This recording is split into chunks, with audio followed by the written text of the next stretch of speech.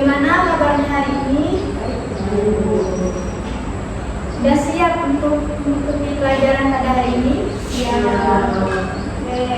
Siapa yang tidak masuk? Yohanes sama Desi. Apa keterangannya? Tidak tahu Ibu. Oke. Sebelum kita mulai pelajaran, Ibu mau satu orang untuk berdoa. Silakan. Baiklah, sebelum kita memulai pelajaran kali ini, mari kita berdoa dengan kepercayaan masing-masing. Berdoa dimulai. Berdoa selesai. Oke, langsung saja kita memasuki pelajaran kita pada pagi hari ini. Sebelum itu, Ibu ada hadiah untuk kalian. Yaitu, silakan keluarkan HP-nya dan scan QR yang ada di depan.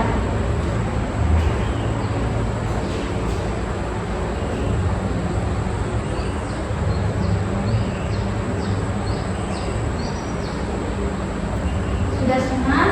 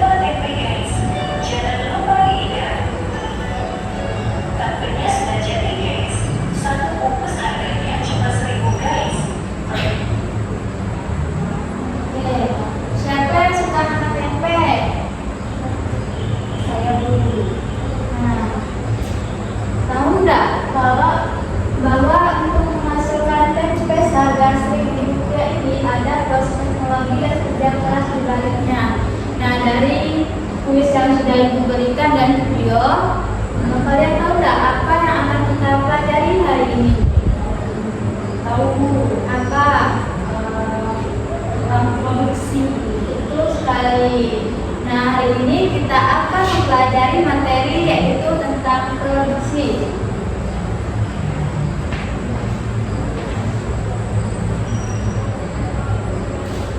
Nah, untuk tujuan pembelajaran kita hari ini, yang pertama, peserta didik mampu menganalisis 3 jenis nilai guna barang dalam kehidupan sehari-hari dengan tepat. Yang kedua, peserta didik mampu mengidentifikasi 4 faktor produksi, alat, tenaga kerja, modal, dan keahlian dalam sebuah alur usaha secara mendalam. Yang ketiga, yaitu peserta didik mampu menjelaskan urutan proses produksi mulai dari tahap input, tahap informasi, hingga menjadi output yang siap dikonsumsi. Nah, langsung saja kita masuk ke materi, yaitu yang pertama. Apa itu produksi? Ada yang tahu nggak apa itu produksi? Oke, jadi produksi itu merupakan kegiatan menambah penggunaan suatu benda atau jasa atau menciptakan benda baru sehingga lebih bermanfaat dalam memenuhi kebutuhan. Ada tujuan utamanya. Yang pertama yaitu memenuhi kebutuhan konsumen. Yang kedua tentunya yaitu untuk mencari keuntungan atau laba, dan yang ketiga yaitu menjaga kelangsungan hidup perusahaan. Ada yang bisa kasih contoh enggak dari kegiatan produksi? Nah, jika tidak ada, contohnya itu seperti kayu gelondongan diolah menjadi kursi, yaitu dia menambah nilai guna barang. Selanjutnya ada faktor-faktor produksi. Untuk menghasilkan barang atau jasa, kita butuh modal. Modal dasar yang disebut dengan faktor produksi. Faktor produksi yaitu ada 4. Yang pertama, sumber daya alam. Contohnya seperti lahan, air, bahan baku, dan tambang. Yang kedua yaitu ada sumber daya manusia. Contohnya seperti tenaga kerja terdidik, terlatih, dan tidak terdidik. Yang ketiga yaitu modal.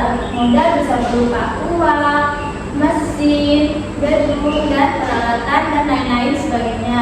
Dan yang terakhir yaitu keahlian atau entrepreneurship, itu kemampuan mengelola ketiga faktor di atas. Oke, selanjutnya yaitu kita masuk ke proses produksi. Yang pertama yaitu input.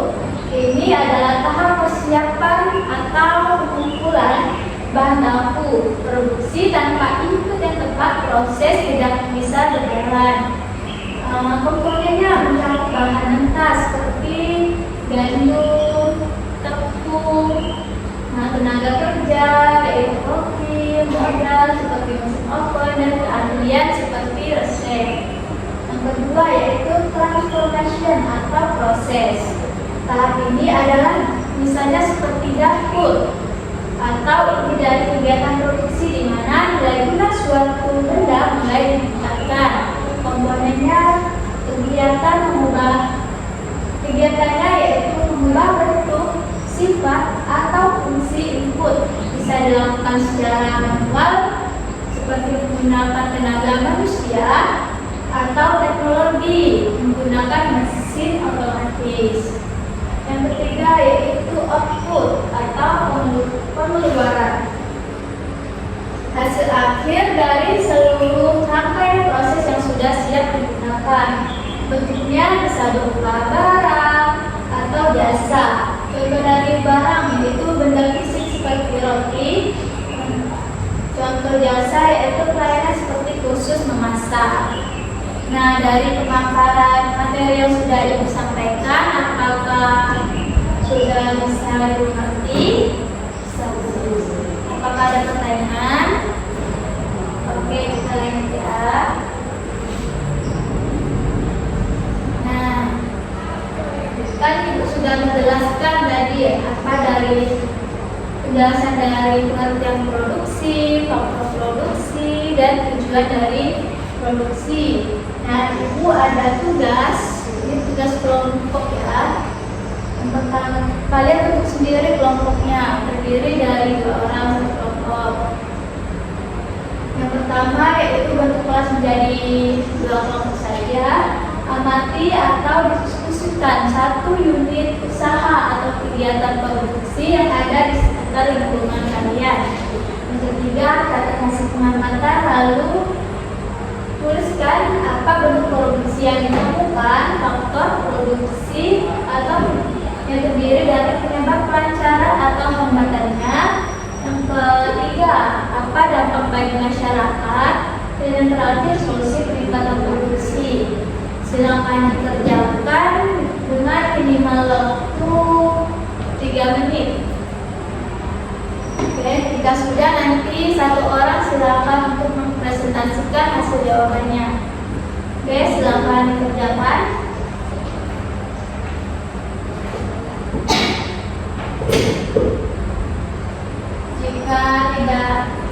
Jika ada yang ditanyakan, ditanyakan ya. Oke.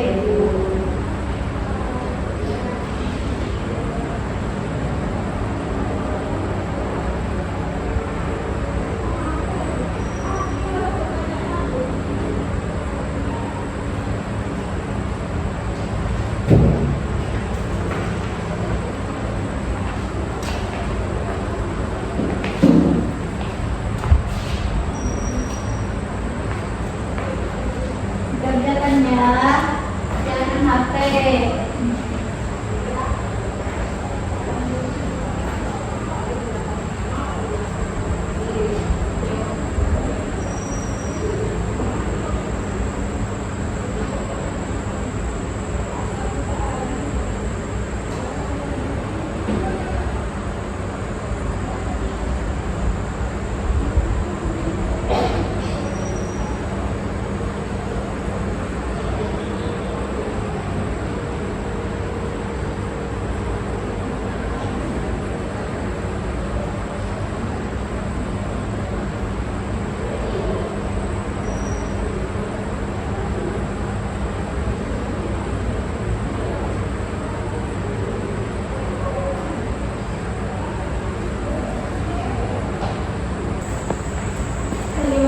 Sudah selesai semuanya?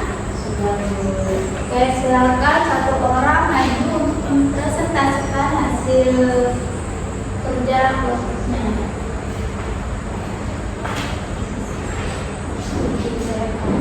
Silakan bisa boleh. Nah, bentuk produksi yang kami buat yaitu coffee shop atau usaha kopi. Selanjutnya faktor produksinya, yang pertama yang menggunakan usaha kopi ini bahan baku seperti biji kopi, susu, gula, air, dan bahan tambahan lainnya. Selanjutnya tenaga kerja, barista yang berkopi dan melayani pelanggan. Selanjutnya modal digunakan untuk beli mesin kopi, bahan, dan sewa tempat. Selanjutnya alat teknologi, mesin espresso, blender, gelas, dan perlengkapan lainnya. Nah, faktor pendukungnya adalah tempat yang nyaman dan wifi, sedangkan hambatannya bisa berupa harga bahan baku naik atau persaingan usaha. Nah, dampak bagi masyarakat yaitu membuka lapangan pekerjaan seperti barista, kasir, dan lainnya. Nah, menjadi tempat berkumpul, belajar, atau mengerjakan tugas. Nah, selanjutnya meningkatkan ekonomi di lingkungan sekitar. Solusi peningkatan produksinya yaitu pertama menambah variasi menu kopi dan non kopi. Nah, yang kedua meningkatkan kualitas rasa dan pelayanan. Yang ketiga memanfaatkan media sosial untuk promosi. Yang keempat membuat tempat yang lebih nyaman dan estetik. Jadi itu saja jawaban kami. Oke, bagus sekali. Tangan untuk bisa silakan dulu. Dari pemaparan yang sudah bisa dijelaskan tadi itu sudah sangat bagus. Itu sangat mengapresiasi atas pekerjaan kalian. Selanjutnya kita akan masuk ke materi lagi, yaitu mengenai jenis-jenis bidang bidang produksi. Yang pertama yaitu ada agraris, yang kedua ada ekstraktif, dan yang ketiga ada industri, dan keempat perdagangan, dan yang terakhir yaitu jasa. Agraris yaitu seperti pengelolaan alam, yaitu pertanian dan peternakan. Yang kedua yaitu ekstraktif, yaitu mengambil langsung dari alam, contohnya pertambangan dan nelayan yang menangkap ikan. Yang ketiga yaitu industri, yaitu mengolah bahan mentah menjadi barang jadi seperti pabrik tekstil, otomotif, dan lain-lain. Yang keempat yaitu perdagangan, yaitu memindahkan barang dari produsen ke konsumen. Yang kelima yaitu jasa, memberikan pelayanan seperti guru, dokter, transportasi, dan jasa-jasa lainnya. Oke, materi selanjutnya yaitu tentang nilai guna barang atau utility, yaitu suatu barang katakanlah diproduksi jika nilai gunanya meningkat. Yang pertama, nilai guna bentuk ada atau from utility. Itu contohnya seperti baju yang kita pakai ini terbuat dari kain. Nah, selanjutnya yaitu nilai guna tempat atau place utility. Nilai guna tempat yaitu misalnya sebuah bangunan membutuhkan pasir untuk membangun bangunan tersebut. Yang ketiga yaitu nilai guna waktu dan utility. Contohnya nilai guna waktu yang digunakan saat di waktu-waktu tertentu, misalnya jas hujan digunakan saat hari hujan. Bagaimana dengan kalian? Adakah contoh yang ingin disampaikan dari nilai guna waktu? Dari Angel ada? Oke, lanjut. Nilai guna kepemilikan atau ownership utility. Misalnya buku di toko, itu buku setelah dibeli siswa.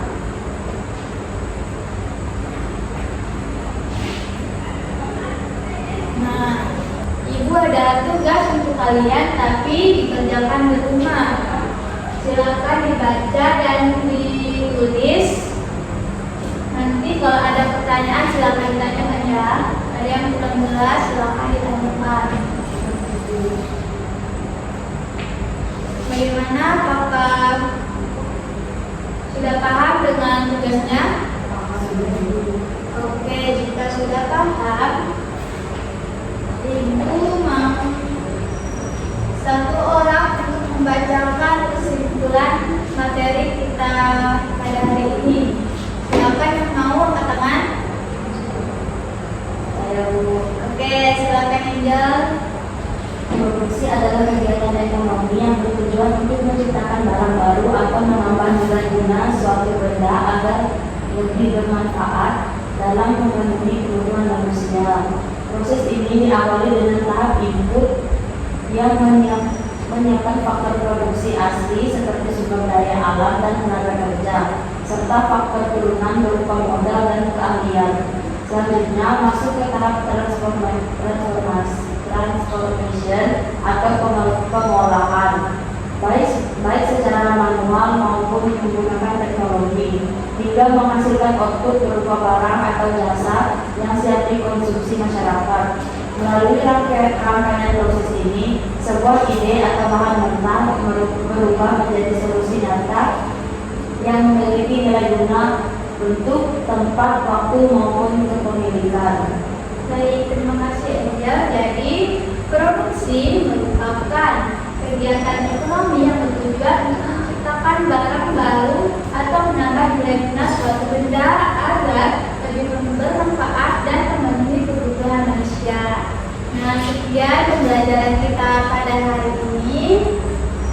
Ibu mau satu orang untuk memimpin doa sebelum kita tutup. Sebelum kita menutup pelajaran ini, marilah kita berdoa menurut kepercayaannya masing-masing. Berdoa dimulai. Berdoa selesai.